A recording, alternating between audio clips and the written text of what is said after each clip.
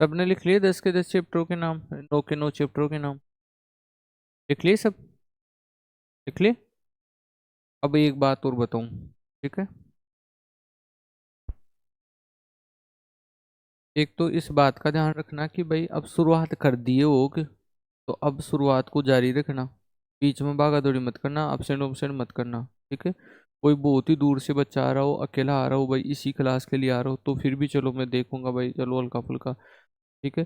बाकी आप आराम से इसको आके पढ़ो, कोई दिक्कत नहीं। घंटा आधे घंटे पहले भी आ जाते हो तो बाहर अपने टेबल कुर्सी लगी हुई है तो वहां बैठ के पढ़ लो। बाहर के बच्चे आ रहे हैं वो ना। अब डरना मत, मेन बात ये है, ठीक है? अब तक मैंने खूब डरा दिया था आपको, भाई मत पढ़ो मत पढ़ो, लेकिन जो पढ़ रहा है वो रुकना मत, वो पढ़ना फिर एंड तक, उसमें झिझक नहीं होनी चाहिए। अब एक पेज पलट के अपना टॉपिक का नाम लिखो, क्षेत्र मिति, मेंसुरेशन।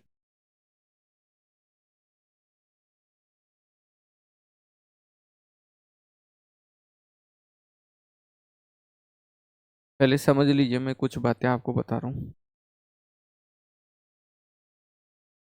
क्षेत्र मिति में क्या है और क्यों जरूरी है क्षेत्र मिति, ठीक है? सबसे पहले तो क्षेत्र मिति को समझने के लिए हमें ये समझना जरूरी है कि क्षेत्र मिति है क्या। तो क्षेत्र मिति में क्या होते हैं कि कुछ स्पेशल शेप है, मतलब कुछ आकृतियां हैं। उन आकृतियों की क्या लंबाई है, क्या चौड़ाई है, उनकी क्या ऊंचाई है, उनके अंदर कितनी सामग्री आ सकती है, इन सब का अध्ययन किया जाता है। और इसीलिए क्षेत्र मिति है ना, सबसे ज्यादा पूछा जाने वाला टॉपिक है। भाई जीडी में भी पूछा गया, दिल्ली पुलिस में पूछा गया, इन इन बेसिक एग्जामों में जहाँ पुलिस में आदमी भर्ती हो रहा है उनमें क्षेत्र में क्यों पूछी जा रही है? इसलिए पूछी जा रही है ताकि उसका बेसिक धारणा बनी रहे।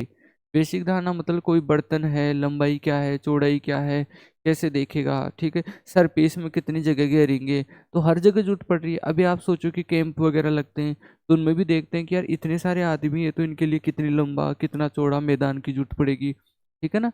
हर चीज की जरूरत पड़ती है, इसलिए इसलिए क्षेत्र मिति टोपी की ज्यादा महत्वता है। अब इसमें कौन सी चीजें हैं? इसमें देखो, सारे जो भी त्रिभुज वगैरह होते हैं, ट्रेंगल, उनसे रिलेटेड सारी बातें रहेगी। चतुर्भुज, चार भुजा वाले से सारी रिलेटेड रहेगी। त्रिभुज चतुर्भुज से ऊपर वाली भुजाएं भी, यानी 5 भुजा, 6 भुजा, 8 भुजा, 10 भुजा, 100 भुजा, वो सारी बातें भी रहेगी। इन सब का एरिया रहेगा, इनके अंदर कितनी थी जगह आ गई वो आ गई। इसमें लंबाई चौड़ाई इनकी क्या रखी जाए वो आएगा। फिर क्या चलेंगे हम, कुछ वर्ताकार ट्रैक बनते हैं जैसे दौड़ के मैदान वगैरह, उसको वल्ले नाम दे देंगे, ठीक है? रिंग या वल्ले। उनके आधार पर देखेंगे कि बाहर का मैदान में इतनी आए, उसमें घास का मैदान वगैरह की बातें आ जाएगी, ठीक है? उसके बाद में क्या होगा कि सेंटर की आ जाएगी, पूरा वर्त की तरह आ जाएगा कि पूरे वर्ताकार में जैसे क्रिकेट का मैदान वगैरह, उसके बारे में बातें आएगी। ये सारी बातें होने के बाद में कमरा, जिसको घनाकार कमरा, आयताकार कमरा की बात आ जाएगी। बेलनाकार बातें आ जाएगी जिसमें पाइप वगैरह, तार वगैरह, उनका घनत्व वगैरह की बातें आएगी, ठीक है? फिर शंकु जैसी आकृति आ जाएगी, शंकु के जैसे कुछ केन वगैरह आएंगे उस प्रकार से। फिर शंकु, और शंकु के ऊपर लग जाएगा अर्धगोला, ठीक है? तो वैसी कुछ शेप में आकृति आएगी। फिर हमारे पास उसमें खोखला गोला और ठोस गोला। फिर बेलन में आएगा खोखला बेलन और ठोस बेलन। फिर शंकु का छिन्न कहा जाएगा, ठीक है? और फिर प्रिज्म, पिरामिड और समचतुष्फलक, ऐसी चीजें भी आ जाएगी। तो ये मैंने जितने भी नाम बोले, एक तो नाम के साथ आपके दिमाग में आकृति जुड़ी होनी चाहिए, ठीक है? जैसे मैंने आपको बोला, मैं एक नाम बोलूँ जैसे पेन। अब पेन के दिमाग में आते हैं, आपके पास एक लंबी सी आकृति दिमाग में आ जाती है, ठीक है ना? पेन के नाम लेते हैं। जैसे मैंने बोला नाव, तो नाव बोलते हैं, आपके दिमाग में नाव आ गई, ठीक है? आई होगी नाव, जानते होगा। ऐसा थोड़ा है कि नाव बोला और दिमाग में भैंसा ही हो, ऐसा थोड़ा है, हो ही नहीं सकता, ठीक है ना? हाँ। तो अब मैं जैसे बोलूँ हाथी, तो अब दिमाग में हाथी आया है, ठीक है ना? किसी के दिमाग में शेर नहीं आया। एक तो इस क्षेत्र में थी टॉपिक में, अभी जस्ट पहले मैंने लगभग 20 से एक आकृतियों के नाम बोले। अभी मैं आपके सामने शो भी करूंगा, आगे लिखाऊंगा भी। इन 20 आकृतियां ये दिखती कैसी है, और दिखने में इनमें आपस में डिफरेंस क्या है? भाई आयत को आयत बोल रहा हूँ, वर्ग नहीं बोल रहा हूँ। तो वर्ग में और आयत में फर्क क्या है, ठीक है? फिर किसी को मैं बोल रहा हूँ समचतुर्भुज, किसी को बोल रहा हूँ समांतर चतुर्भुज। तो समचतुर्भुज और समांतर चतुर्भुज को आपस में अलग अलग बोल क्यों रहे हैं, इनमें फर्क क्या है? दोनों के चतुर्भुज चतुर्भुज शब्द लग रहे हैं, ठीक है ना? तो किसी को बोल रहा हूँ मैं समकोण चतुर्भुज, समकोण त्रिभुज, और किसी को बोल रहा हूँ समद्विबाहु त्रिभुज। तो उनमें आपस में ये फर्क पैदा क्यों हो रहा है? बेलन है तो बेलन में फर्क कैसे पैदा हो रहा है, शंकु है तो शंकु में फर्क कैसे पैदा हो रहा है। फिर इनके कुछ फॉर्मूले हैं, लगभग 100 के आसपास फॉर्मूले हैं। तो हम पहले 2-3 आकृति देखेंगे, फिर उनके फॉर्मूले लिखेंगे, फिर उन पे क्वेश्चन करेंगे, फिर 1-2 आकृति देखेंगे, फिर फॉर्मूले लिखेंगे, फिर उनके क्वेश्चन करेंगे, ऐसे बढ़ेंगे। ठीक है, तो ये तो रही बात क्षेत्र मिति की। इस क्षेत्र मिति शब्द के अंतर्गत बात है। ठीक है, पूरा जमीन का नाप चौक होता है वो पूरा क्षेत्र मिति है। दीवारों का बनना, ईंटों का लगना, वो सारा क्षेत्र मिति है। बहुत ज्यादा अनाप शनाप यूज है इसका दैनिक दिनचर्या में। इसलिए टॉपिक ये मान लो बहुत ही आपको मैथ में आपका एग्जाम तो निकलवाएगा, वो तो है ही है, साथ में आपको तगड़ा एक्सपर्ट और बना देगा। ठीक है ना, वो आपको बढ़िया तरीके से ये चीजें आ जाएगी। अभी जैसे मान लो आप ये लगाने में सक्षम हो जाओगे कि इतनी सारी लंबी दीवार को बनाने में कितनी ईंटों क्या हो सकता है, वो सारा पता चल जाएगा। अब मैं मान लो मेरे घर पे कोई काम करवा रहा हूँ मकान का, तो मैं पहले से ही पता कर देता हूँ कि इस दीवार में इतनी ईंटें लगेंगी, इसमें इतनी ईंटें लगेगी। ठीक है, और आप सोचो कि जो हमारे कारीगर वगैरह अनपढ़ लोग भी होते हैं ना कुछ, वो भी ये सब चीजें जानते हैं, जानना जरूरी होता है उनको भी। कमरे में टाइलें लग रही है तो टाइलों की संख्या वगैरह से रिलेटेड क्षेत्र मिति जरूरी है। ठीक है ना, वो बहुत जरूरी है। ये सारी 2-3 मिनट की बातें मैं इसलिए बोला कि टॉपिक के प्रति नजरिया डेवलप हो। ठीक है ना, जैसे मान लो कि कहीं पे आप गए और आप फूकना चाह रहे हो। ठीक है, अब जस्ट नीचे आपको वहाँ पे अपने देवता की, इष्ट देवता की फोटो पड़ी हुई दिख रही है, आप वहाँ नहीं थूकोगे, वहाँ पेड़ नहीं रखोगे। क्यों? क्योंकि उनके प्रति नजरिया पहले से बना हुआ है। तो नजरिया क्या करता है कि गलती करने से बचा लेता है। तो इसलिए क्षेत्र मिति टॉपिक से पहले अभी मैंने 2-4 मिनट बोला ना, तो ये नजरिया बना रहा हूँ। ये नजरिया आपको टॉपिक को समझने में सहायता करेगा आगे जाके। ठीक है, तो क्षेत्र मिति में 2 पार्ट है। पहला पार्ट में तो क्या क्या है, 2D है, और दूसरा पार्ट में क्या है, 3D है। अब 2D में क्या आएगी, 2D में सिर्फ लंबाई और चौड़ाई की बात होगी, और 3D में लंबाई, चौड़ाई और ऊंचाई या गहराई की भी बात होगी। जैसे कि मैं एक आयताकार कमरा की बात करता हूँ। ठीक है, तो कमरे में क्या है, लंबाई भी है, ये वाली लंबाई है, ये चौड़ाई भी है, और ये ऊंचाई भी है। और कमरे के आकार की जैसी एक आयताकार में किसी हौज की बात करूं या टंकी की बात करूं, तो उसमें क्या है, उसमें लंबाई भी रहेगी, चौड़ाई भी रहेगी, नीचे की तरफ गहराई भी रहेगी। ठीक है ना, ऐसे किसी खेत में से कोई कुआं खोदा जाएगा जो कि एक बेलन की तरह रहेगा, और उस कुएं से खोद कर किसी खेत में मिट्टी को बिछा दिया जाएगा। और जब मिट्टी को बिछाया जाएगा तब उसके खेत की लंबाई और चौड़ाई तो रहेगी, साथ में उसकी ऊंचाई भी उठेगी। ठीक है ना, तो यहाँ पे 3D आकृति आ जाएगी, यहाँ पे सिर्फ 2D आकृति रहेगी। अब 2D आकृति और 3D आकृति में यही फर्क है कि एक तो 2D में क्या होगी, सिर्फ लंबाई और चौड़ाई रहेगी, और 3D में क्या होगी, लंबाई चौड़ाई के साथ क्या रहेगी, ऊंचाई भी रहेगी। अब जैसे मान लो कि मैं बात करता हूँ कि भाई अपन जमीन पर एक त्रिभुज बना देंगे, तो उसकी लंबाई चौड़ाई वगैरह तो रहेगी, लेकिन उसकी ऊंचाई कुछ नहीं रहेगी, वो सरफेस पे पड़ा हुआ रहेगा। ठीक है ना, लेकिन अगर हम जमीन पर किसी गिलास को रख देंगे, तो गिलास में क्या होगी, उसकी ऊंचाई भी आ गई। ठीक है ना, तो वो वहां पे वैसी आकृति देखेंगे जिसमें ये 3D टाइप की हो, यहाँ पे वो आकृति देखेंगे जो 2D टाइप की हो। और 3D टाइप की आकृतियों में एक फर्क और है, 2D वाले को तो हम डायरेक्ट देख सकते हैं, ऐसे एक साथ पूरी की पूरी को देख सकते हैं, 3D को पूरी को नहीं देख सकते। जैसे मान लो ये पेन ही देख लो, इस पेन को, ये बेलनाकार पेन है, इसको मैं देख रहा हूँ तो वो पीछे वाली सरफेस नहीं देख पा रहा हूँ, आप देख रहे हो तो आप इधर वाली सरफेस नहीं देख पा रहे हो। तो ये 3D आकृतियों की बात होती है ना, तो ये बात है। अब इसमें क्या क्या निकालना, जैसे कुछ मोटिव क्या रहता है इसमें 2D वाले में, तो इसमें एरिया निकालना रहेगा, उसका परिमाप निकालना रहेगा, और कुछ लंबाई चौड़ाई वगैरह का भी पूछ लेगा, तो यहाँ पे ये निकलेगा। यहाँ पे एरिया भी पूछेगा, परिमाप भी पूछेगा, साथ में आयतन भी पूछेगा, लंबाई चौड़ाई वगैरह भी पूछ लेगा। बताओ कि कितनी बेलनाकार टंकी है, कितना स्तर बढ़ गया, कितना स्तर घट गया। तो ये वॉल्यूम क्या है, वॉल्यूम का मतलब आयतन, आयतन का मतलब है उसमें कितनी जगह आ सकती है। जैसे इस मार्कर को बनाया तो इसमें कितनी धातु लगी, कुछ ना कुछ तो लगी है इसमें। ठीक है, या मेरे पास मान लो कि एक गिलास हो, तो उस गिलास में कुछ पानी डालूंगा, तो ऐसा तो है नहीं कि पूरा समुद्र ला के डाल दूंगा, उसमें भी कुछ ना कुछ ही पानी डल पाएगा, निश्चित मात्रा डल पाएगी। तो वो उसका वॉल्यूम या इतना होता है। यह हमारा कमरा है, इस कमरे में हवा है, तो हवा ऐसी तो है नहीं कि पूरी संसार की हवा की यहाँ इकट्ठी होगी, कुछ फिक्स हवा ही तो आ पाई ना, वो इसका आयतन है। ठीक है ना, तो ये तो हम 2D में देखेंगे, वो 3D में देखेंगे। ये कुछ जनरल बातें हैं जो इस टॉपिक में कहीं ना कहीं काम में आएगी। कौन सी बातें हैं कि सर 1 हेक्टेयर में कितनी मीटर स्क्वायर होता है, बोलो, अरे बोलो जोर से। एक हेक्टेयर में 10,000 मीटर स्क्वायर होता है। 1,000 मीटर में कितने किलोमीटर होते हैं? 1 किलोमीटर होती है। और 100 सेमी में कितने मीटर होते हैं? 1 मीटर होती है। और 1,000 मीटर क्यूब में कितना होता है? 1 लीटर होता है। ये यहाँ पे 1,000 नहीं आएगा, सिर्फ 1 मीटर क्यूब में क्या आएगा? 1 लीटर आता है। 1 मीटर क्यूब में ही 1 लीटर आता है। 1 मीटर की चौड़ी हो, 1 मीटर की लंबी हो और 1 मीटर ऊंची हो, उसमें 1,000 लीटर पानी आ जाता है इसी टंकी में। ठीक है, तो 1 मीटर क्यूब में कितना लीटर पानी आएगा? 1,000 लीटर आएगा। इधर ऐसे कर दिया,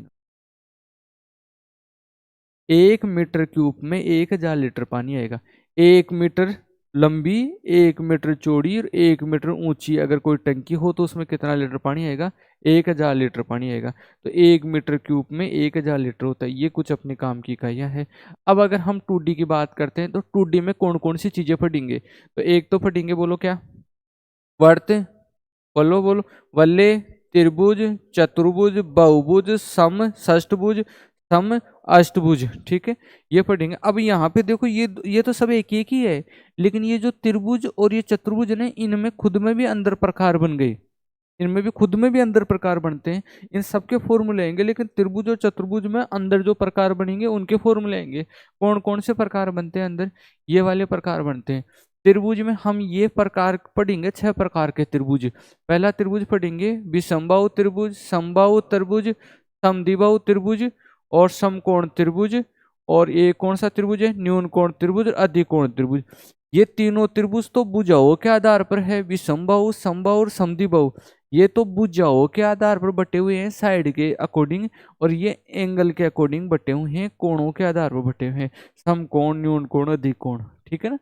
और यहाँ चतुर्भुजों में हम कितने चतुर्भुज पढ़ेंगे? ये 7 चतुर्भुज पढ़ेंगे। इनमें आपस में क्या फर्क है, कैसे कैसे इनकी आकृतियां है, सातों के ये 7 नाम क्यों है, के क्षेत्रफल के सूत्र क्या है, इनके परिमाप के सूत्र क्या है, इनके मिक्स में सूत्र क्वेश्चन क्या बनते हैं, वो सारी चीजें देखेंगे। कौन कौन से चतुर्भुज है? एक तो है चतुर्भुज, एक है आयत, एक है वर्ग, एक है समांतर चतुर्भुज, समलंब चतुर्भुज, चक्रीय चतुर्भुज और समचतुर्भुज। ये सारे के सारे 7 के साथ हमारे पास क्या है? चतुर्भुज है। अब अगर हम इसके बाद में चलते हैं तो ये है 3D वाले, जहां मैंने बोला है कि दूसरा पार्ट बनता है ये 3D वाले। ये सारी आकृतियां 3D की है। पहली कौन सी है? घन, घनाभ, बेलन, शंकु, गोला, अर्धगोला, प्रिज्म, पिरामिड, शंकु का चिन्हक और समचतुष्फलक। ठीक है, ये सारी की सारी आकृति से रिलेटेड हम फॉर्मूले भी लिखेंगे और कॉपी में उनसे रिलेटेड क्वेश्चन भी लिखते चलेंगे। ठीक है, जैसे मान लो पहले मैंने घन घन आपके फॉर्मूले लिखा दिए, फिर मैं घन घन आपके क्वेश्चन करवा रहा हूँ। फिर मैंने मान लो बेलन, शंकु, गोला तीनों के फॉर्मूले लिखा दिए, तो फिर मैं तीनों के क्वेश्चन कर, ऐसे एक एक दो दो, एक एक दो दो ले लेके बीच बीच में क्वेश्चन भी करवाता जाऊंगा ताकि आपको करना भी आए। ठीक है, जैसे मान लो गोला का करवा रहा हूँ तो इससे पिछले वाले का मिक्स का और गोला का मिक्स का क्वेश्चन भी करवाता रहूंगा। ये पूरा टॉपिक है।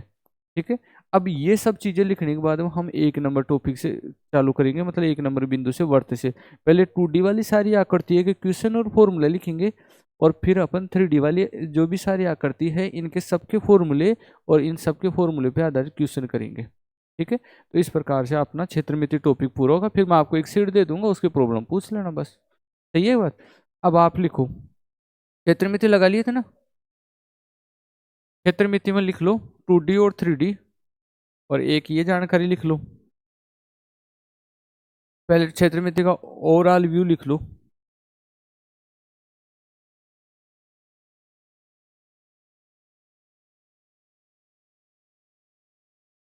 आपको सिर्फ हिंदी नाम लिख लेने, या कोई इंग्लिश का है तो इंग्लिश लिख लेने। ठीक है, दोनों के चक्कर में मत पड़ना। मैं तो दोनों में इसलिए बना रहा हूँ कि भाई आगे जाके भी इंग्लिश का कोई बच्चा भी देखे तो उसको दिक्कत नहीं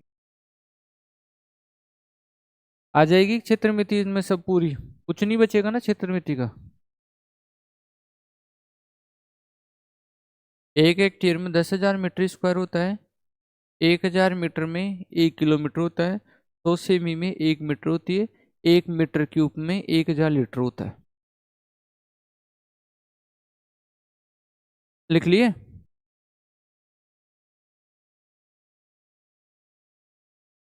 ये त्रिभुज और चतुर्भुजों में लिख लो, ताकि बाद में मैं बीच बीच में नाम आपसे बोलूं, भाई बताओ आप कौन सा पढ़ना है, आप कौन सा पढ़ना है, तो आप बोलते रहो।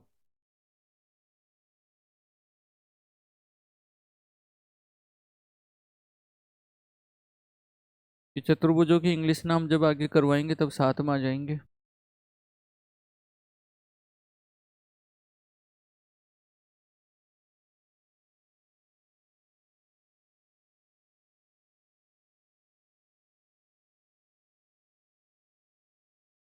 चलो आगे।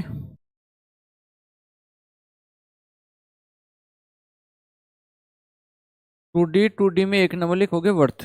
अब मैंने यहाँ पे एक में भी एक नंबर एक दिया है, एक नंबर आगे टू दिया है, तो इसमें पढ़ेंगे अपन वर्थ एक नंबर में ही, और इस एक नंबर के ही सेकंड पार्ट में पढ़ेंगे अपन अर्धवर्थ। तो ये दोनों एक ही चीज है, मतलब वर्त के ही दो भाग है, एक तो वर्त पूरा है, दूसरा क्या है, अर्धवर्त है। ठीक है, तो हम यहाँ पे तीन के फॉर्मूले लिखेंगे, वर्त का वर्त का, अर्धवर्त का और वल्य का, रिंग का, और फिर हम करेंगे कुछ क्वेश्चन।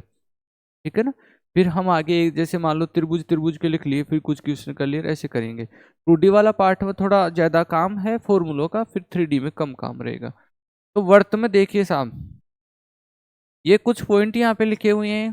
पहला लिखा हुआ है व्यास, डायमीटर, परिधि, सरकमफ्रेंस, क्षेत्रफल लिख रखा है, चाप की लंबाई, त्रिज्यखंड का क्षेत्रफल, कोण, दीर्घवृत्तखंड, लघुवृत्तखंड, जीवा और केंद्र। ठीक है, ये सारे के सारे शब्द बोलते ही दिमाग में ये वर्त में कहाँ रहते हैं, कैसे दिखते हैं, वो पता चल जाना चाहिए।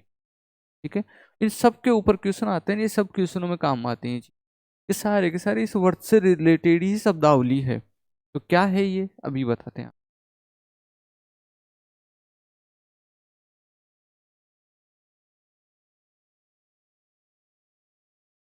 ये मैं चार वर्त बनाया हूं। ठीक है, तो ये जो वर्त के बीच ही बीच में एक बिंदु होता है ना, इसको तो हम वर्त का क्या बोलते हैं, केंद्र बोलते हैं। वर्त का क्या बोलते हैं, केंद्र बोलते हैं। बीच ही बीच में जो बिंदु होता है उसको वर्त का क्या बोलते हैं, सेंटर बोलते हैं या केंद्र बोलते हैं। ये जो साइडों की तरफ से पूरा घुमावल ये लाइन है, इसी लाइन को वर्त की परिधि बोलते हैं। वर्त की परिधि या सरकमफ्रेंस बोलते हैं। साइडों की पूरी लाइन, ये घूमी हुई लाइन को वर्त की परिधि बोलते हैं। क्लियर है ये बातें।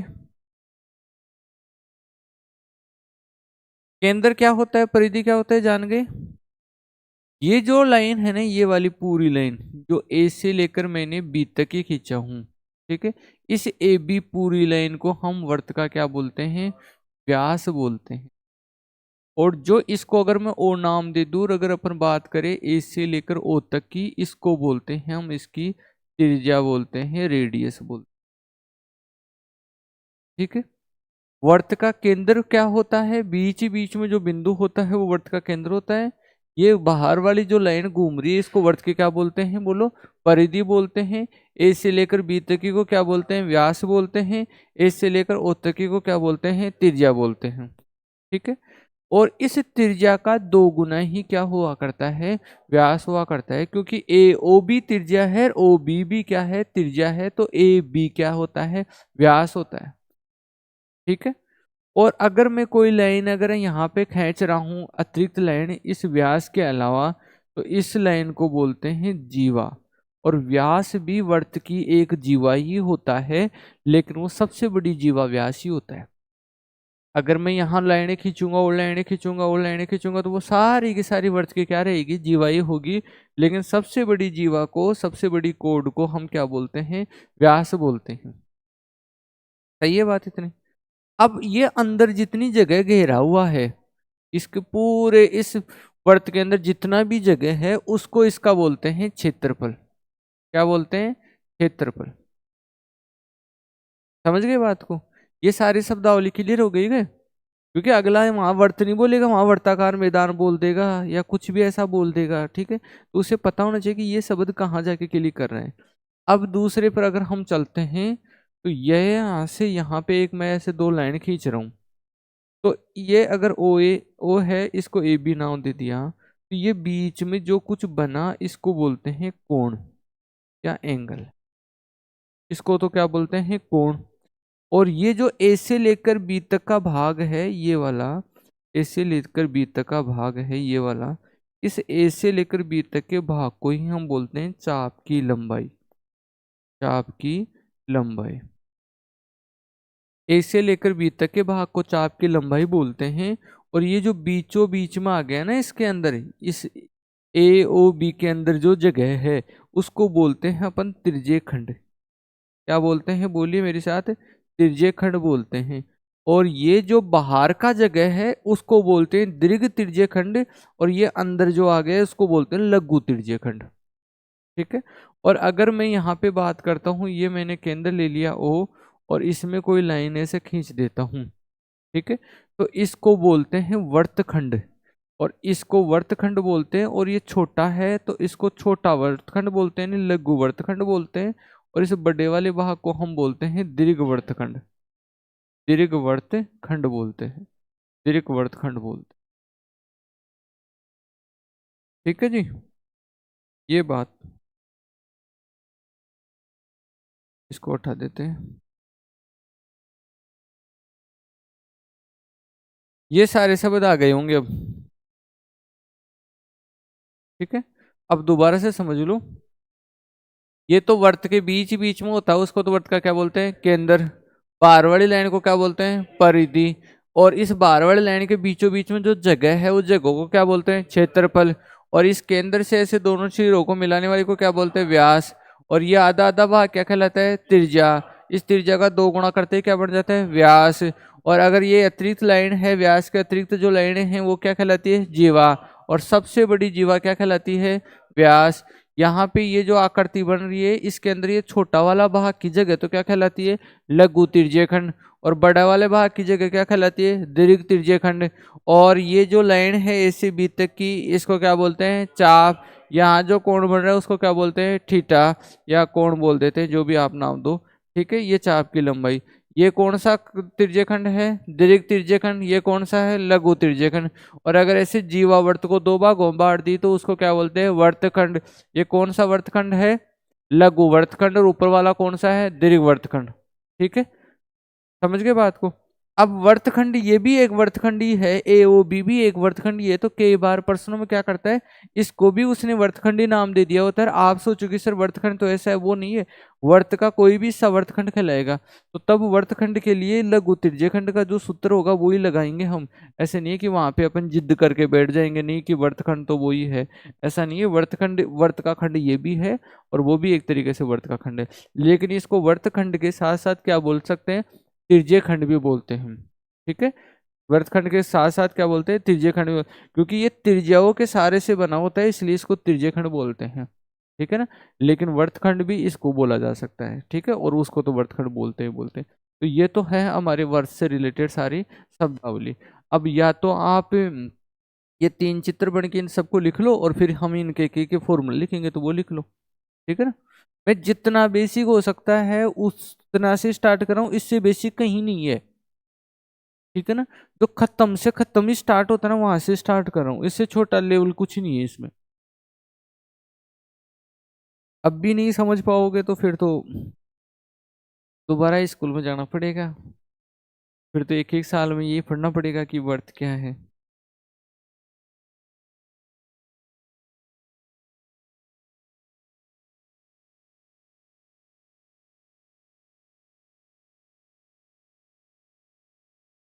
हाँ,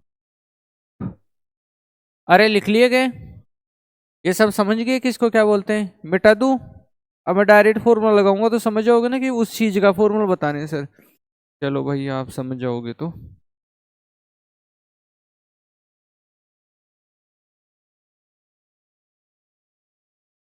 तो हमारे पास ये एक वर्त है, वर्त का केंद्र O है, इसकी त्रिज्या R है।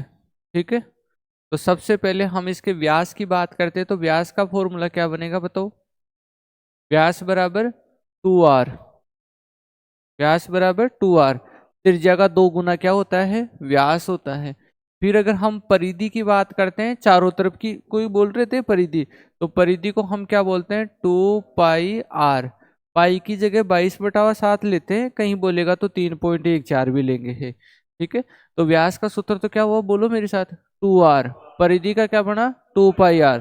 ये घर पे भी उतने याद नहीं होगा, आप सोचो। क्षेत्रफल का मतलब समझ रहे हो क्या होता है, वो पूरा अंदर वाला जगह। तो क्षेत्रफल का सूत्र हो गया πr²। और अगर हम चाप की लंबाई की बात करें, चाप की लंबाई समझ रहे हो वो हाँ, तो चाप की लंबाई का सूत्र होता है 2 पाई आर थीटा बटा हुआ 360। थीटा वो बीच में बन रहा था, वो जगह थी, यहाँ पे वो कोण बन रहा था वो। तो चाप की लंबाई का सूत्र क्या हुआ, बोलो वापस से।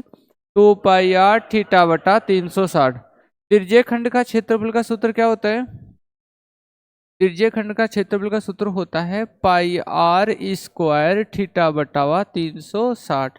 ये त्रिज्यीय खंड का सूत्र होता है, पाई आर स्क्वायर थीटा बटा हुआ 360। अगर हम कोण की बात करें तो कोण का भी एक फॉर्मूला होता है। कोण बराबर होता है चाप बटा हुआ त्रिज्या। कोण बराबर होता है चाप बटा हुआ त्रिज्या, चाप बटा हुआ त्रिज्या।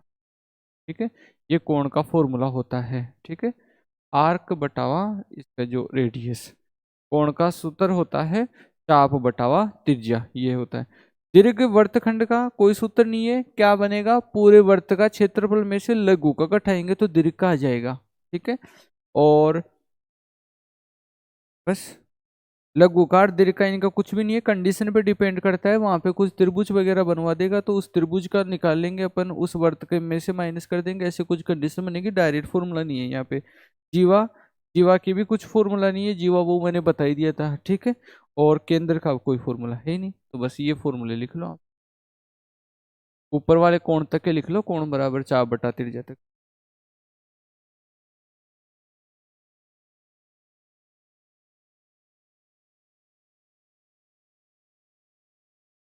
थोड़ी बहुत जगह हमेशा बचा के चलेंगे कि कोई आगे जाके कोई अगर मान लो कोई एक आधा फॉर्मूला, वैसे तो नहीं छूटेगा, अगर हो तो वो लिख लोगे। जैसे इसमें कोई साइन थीटा वगैरह कैसे आते हैं, लेकिन वो आपके काम में नहीं आते, नहीं लिखा रहे।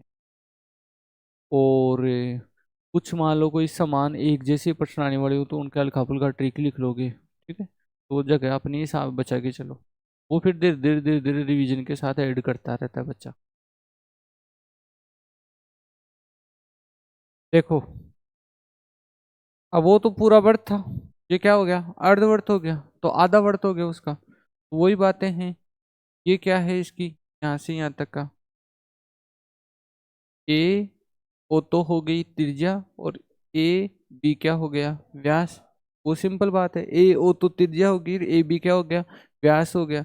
यहाँ पे अगर मैं ऐसे लाइन करूंगा तो वो भी ए ओ के बराबर रहेगी, ये लाइन करूंगा तो भी ए ओ के बराबर रहेगी, ये लाइन करूंगा तो भी ओ ए के बराबर ही रहेगी, सारी इस वर्त की क्या रहेगी, त्रिज्या रहेगी।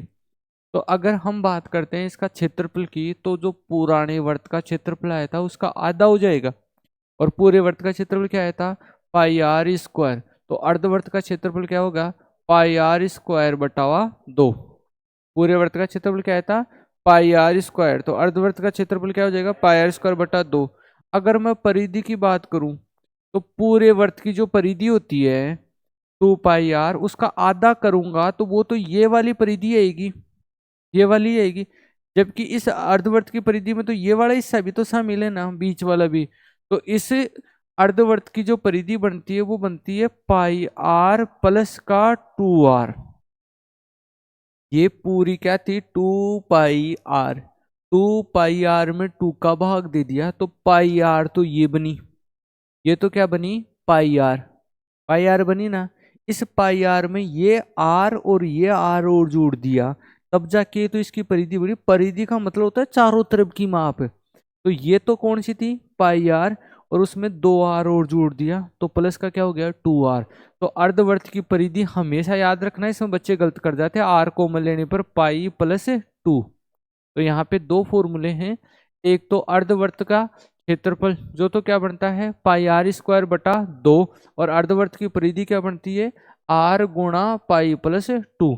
और एक बात और ध्यान देना, अर्धवर्त में बना ये, जैसे यहाँ पे कोई भी एंगल बना देते ना ऐसे, ठीक है, तो ये जो कोण बनता है ना हमेशा कितने डिग्री का बनता है, 90 डिग्री का कोण बनता है, ये ज्योमेट्री में आ जाएगा।